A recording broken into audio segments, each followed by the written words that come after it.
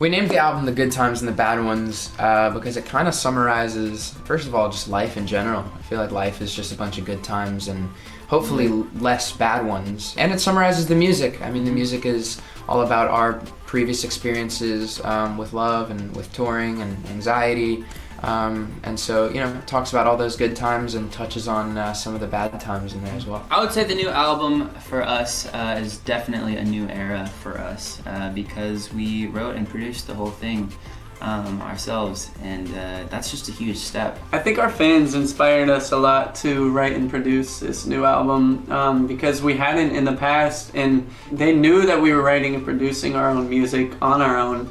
And so eventually they started kind of suggesting during meet and greets and stuff, they're like, why don't you just come out with the music you guys are making? And you know, it's a bit of honestly, a confidence issue. It's tough to, you know, really just give your full self out to the world like that. But, you know, we took a chance with this album, and I think it's honestly gonna pay off. What's up, guys? It's Why Don't We? What's up? And this is the top 5 good times and bad times from the sets of our music videos. Let's go.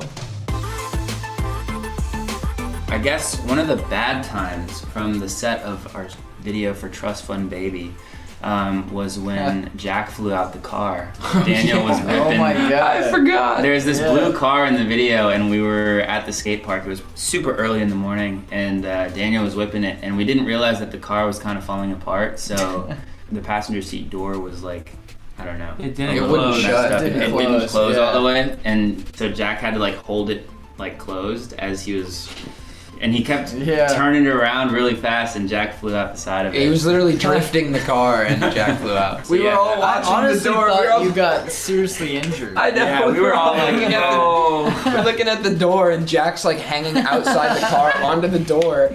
And Daniel stops the car, and we get out, and we're like, Jack, are you alive? Like, are you good? Your back was pretty much, because he ran off the car, he's like, ow, ow, I remember he was like, I can't believe that happened, bro. That whole moment was like slow motion. Yeah. Man, not to make it somber or anything, but another bad time I'm gonna throw it back to the 8 Letters video. We shot this video very shortly after I got out of the hospital from like an emergency tracheotomy that I had to have.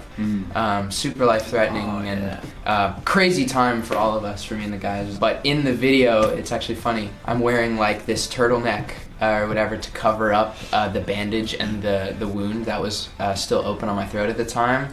And then I actually have underneath my white jacket, I had this netted sleeve on that was covering up an IV insert that I had at the time because I had a doctor that was coming to my house after every day and giving me my vitals and whatnot. I did a pretty good job of covering it up because I was like, I don't want people to be worried. I don't want people to be, I just want the video to be great and people to have a great time watching it. I have a good time. It was during our Slow Down music video. Basically, we got to ride around, what was it, in 1974? 71. 71. 280 Rolls Royce. 3.5 SE, something like that, Mercedes. Yeah, it was it's a very valuable car. Our manager let us use it for the day. Shout out Randy. But basically, me and Jonah got to drive it around all day, which was super fun. So cool. And we had like police escorts just blocking off traffic for us on Sunset Boulevard. That was cool. And we got to stand up in the back with no seatbelts on, running through red lights. You know, you're just breaking tons of laws, like legally.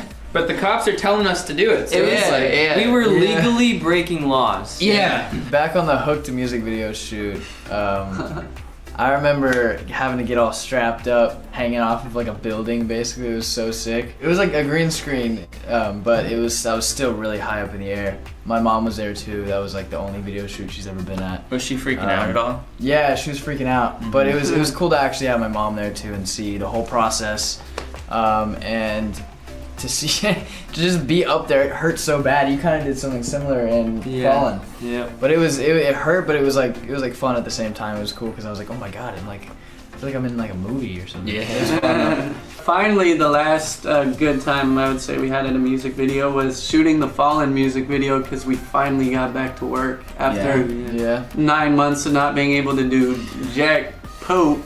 It was nice to finally do something. It was different, you know, there was like COVID cops running around the place with masks and everyone was 6 feet apart, and you know, it was different, but dude, we were so happy to be doing Yeah, it was something fun. again.